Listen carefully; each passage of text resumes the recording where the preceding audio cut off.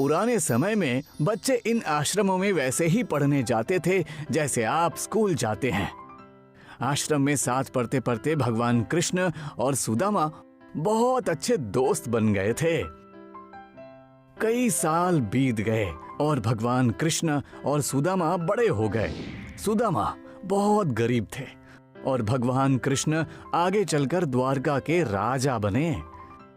एक दिन सुदामा की पत्नी ने उन्हें अपने बचपन के दोस्त भगवान कृष्ण से मिलने और उनसे कुछ पैसे मांगने के लिए कहा, लेकिन सुदामा और उनकी पत्नी का मानना था कि उन्हें भगवान कृष्ण से मिलने बिना उपहार लिए जाना नहीं चाहिए। लेकिन सुदामा बहुत गरीब थे और उनके पास कुछ भी नहीं था जो वो राजा को दे सके। सुदामा को याद आया कि बचपन में कृष्ण को पोहा बहुत पसंद था, इसलिए उन्होंने तोहफे में उनके लिए पोहा रख लिया। सुदामा द्वारका महल पहुंचे। यह एक विशाल और सुंदर महल था।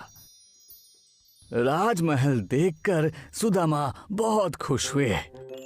दीवारों पर बहुत सुंदर डिजाइन थे। महल में बहुत से नौकर घूम रहे थे। जल्द ही उनकी मुलाकात भगवान कृष्ण से हुई। भगवान कृष्ण अपने बचपन के दोस्त को देखकर बहुत खुश हुए। उन्होंने सुदामा का बहुत अच्छा आदर सत्कार किया और उन्हें स्वादिष्ट खाना परोसा।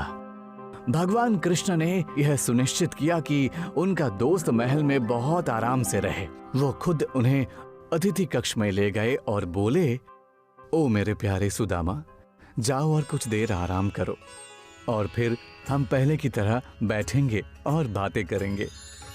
मुझे मेरे कृष्ण, तुमने मेरे जैसे गरीब के लिए पहले ही बहुत कुछ किया है। मैं तुमसे कुछ नहीं ले सकता। और हे सुदामा, ऐसा मत कहो।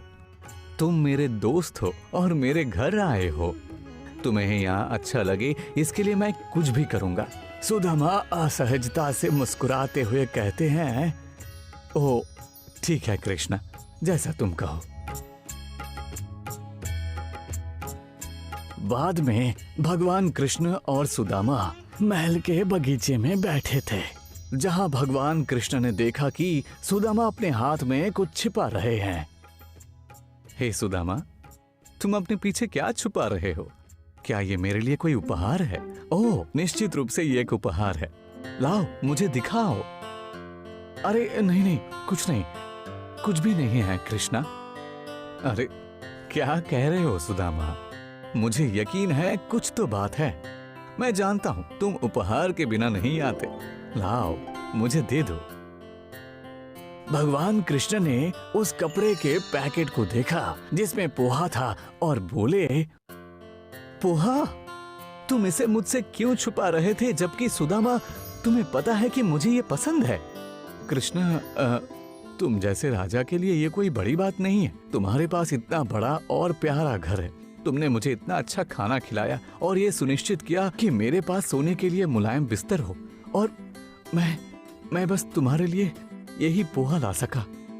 हे सुदामा, लेकिन मुझे पोहा बहुत पसंद है।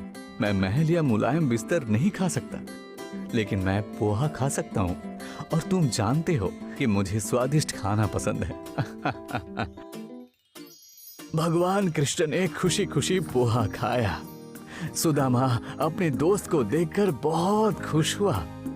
जल्द ही भगवान कृष्ण ने सुदामा को अलविदा कहा और घर भेज दिया। घर जाते समय सुदामा सोच रहा था कि वो अपनी पत्नी से क्या कहेगा। भगवान कृष्ण ने उनकी बहुत खातिरदारी की और इसलिए उन्हें अपने दोस्त के दिए गए अच्छे भोजन और देखभाल के बाद उससे पैसे मांगने में शर्म महसूस हुई। जैसे जैसे सुदामा अपने घर के करीब जा रहे थे, उन्हें यह सोचकर और भी चिंता होने लगी कि उनकी पत्नी दुखी होगी, क्योंकि वह परिवार के लिए कोई पैसा नहीं लाए हैं। जल्द ही सुदामा घर पहुंच गए। उन्होंने देखा कि उनकी पुरानी झोपड़ी अब वहां नहीं थी और उसकी जगह एक अच्छा खासा मकान बन गया। उनकी पत्नी और बच्चे नए कपड़े पहनकर घर के बाहर खड़े हैं। वे खुशी से सुदामा का इंतजार कर रहे थे। यह देखकर सुदामा को बहुत आश्चर्य हुआ और उन्होंने अपनी पत्नी से पूछा, हे मेरी प्रिय, ये सब क्या है? हमारा घर कहाँ है और यह किसका घर है? तुम्हें ये सारे नए कपड़े कहाँ से मिले? कल रात जब हम सोए थे तो हमारा घर पहले जैसा ही था, लेकिन जब हम उठे तो वो बदल चुका था और हम इस खूबसूरत नए घर में रह रहे थे। रसोई में भी बहुत सारा खाना है। ये सब भगवान कृष्ण की ही कृपा से हुआ है। ओह मेरा दोस्त कृष्णा, वो हमेशा अपने दोस्तों के बारे में सोचता है।